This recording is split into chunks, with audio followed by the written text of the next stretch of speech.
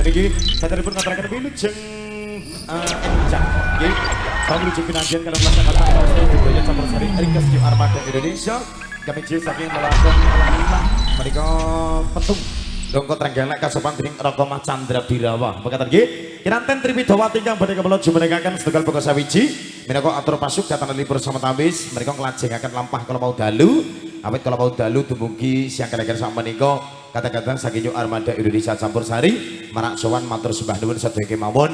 Menika wabil khusus katur kunjuk dumateng keluarga besar panjenenganipun Bapak Katimun Ibu Sonom sak keluarga. Dan nggih selamat untuk mempelai berdua, semoga menjadi keluarga yang bahagia. Keluarga yang saling mencintai dalam suka maupun duka, dalam untung maupun malang, kelak menjadi keluarga yang sakinah, mawaddah, warahmah. Kerja bareng teman-teman dari Niyama Professional Video Shooting Multimedia.